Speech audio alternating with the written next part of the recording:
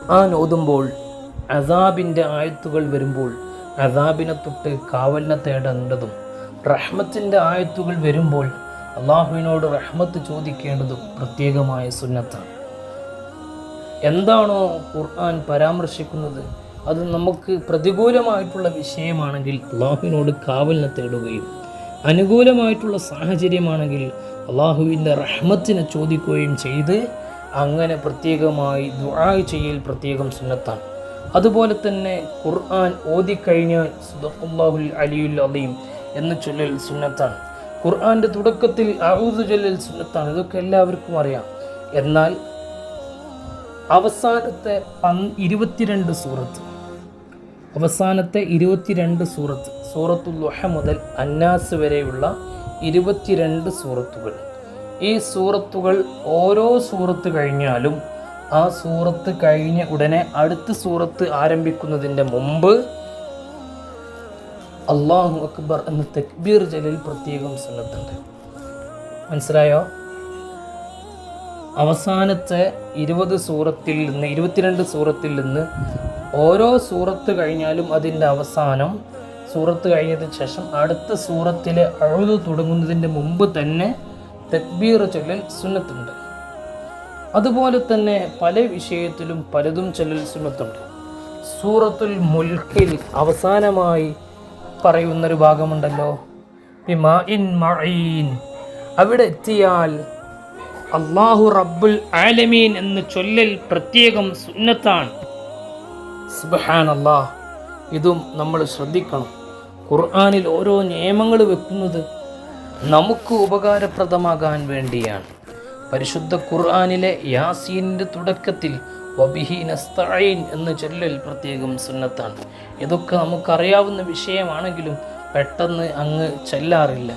ഖുർആൻ ഓതുമ്പോൾ അതിൻ്റെ പാരായണ നിയമങ്ങൾ പാലിക്കുന്നതോടൊപ്പം ഇത്യാദി കാര്യങ്ങളും കൂടെ നമ്മൾ ശ്രദ്ധിച്ചാൽ വലിയ പ്രതിഫലം നമുക്ക് ഖുർആൻ പാരായണത്തിൽ ലഭിക്കും. അങ്ങനെ പ്രതിഫലം ലഭിച്ചാൽ കുറഞ്ഞ അമലുകൾ കൊണ്ട് തന്നെ, കുറഞ്ഞ ഓത്തുകൾ കൊണ്ട് തന്നെ കൂടുതൽ ഓതിയത് പോലെ നമുക്ക് ലഭിക്കും. ഒരുപക്ഷെ നമ്മളൊക്കെ പലരും ഓതാറുണ്ടായിരിക്കും. പക്ഷേ ആ ഓതുന്നത് കുറഞ്ഞതാണെങ്കിലും കൂടുതലാണെങ്കിലും ഇത്യാദി കാര്യങ്ങൾ സുന്നത്തുകളൊക്കെ പരമാവധി എടുത്തുകൊണ്ട് ഓതിയാൽ അത് വല്ലാത്ത പ്രതിഫലമാണ്.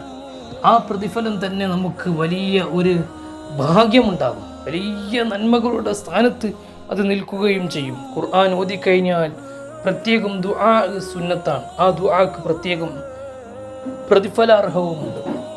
ഖത്മുൽ ഖുർആൻ ഓതിയുള്ള പ്രാർത്ഥന പണ്ട് കാലം മുതലേ നടന്നു വരുന്നുണ്ട്. അതിന് പ്രത്യേക പ്രതിഫലമുണ്ട്. ദുആ ഖത്മുൽ ഖുർആനിൻ്റെ പ്രാർത്ഥന, അങ്ങനെ ഒരു പ്രാർത്ഥന മഹാന്മാർ നിർദ്ദേശിച്ചതും കാണാം. അങ്ങനെയും പ്രാർത്ഥനകളുണ്ട്. ഖുർആൻ ഓതിക്കഴിഞ്ഞാൽ പ്രത്യേകം പ്രാർത്ഥിക്കൽ സുന്നത്താണ്. മാഷാ അല്ലാഹ്.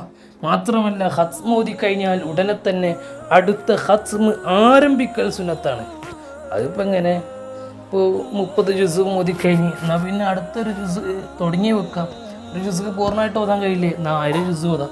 അതും കഴിഞ്ഞില്ലേ അടുത്ത ജുസിലെ ഒരു ഫാത്തിഹയും അൽ ബക്കറയിൽ ഒരു 5-6 ആയത്ത് ഇങ്ങനെ ഓതാം.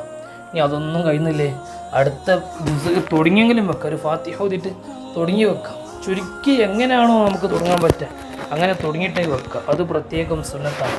ഖുർആൻ ഓതിക്കഴിഞ്ഞാൽ അടുത്ത തുടങ്ങി വെക്കുക. അവസാനിക്കുന്ന ഒരു പരിപാടി ഇല്ലല്ലോ, അവസാനിക്കുമ്പോഴേക്കും അടുത്ത തുടങ്ങാം. ഇതല്ലേ നമ്മൾ ഖുർആനോട് ബന്ധം വേണം. 40 ദിവസത്തിലൊരിക്കലെങ്കിലും ഒരു ഖത്മ പൂർത്തീകരിക്കണമെന്നാണ് പണ്ഡിതന്മാർ രേഖപ്പെടുത്തിയത്. 15 ദിവസത്തിൽ 10 ദിവസത്തിലൊക്കെ പൂർത്തീകരിക്കണമെന്ന് പറഞ്ഞ ചില സൂഫി പണ്ഡിതന്മാരും ഉണ്ട്.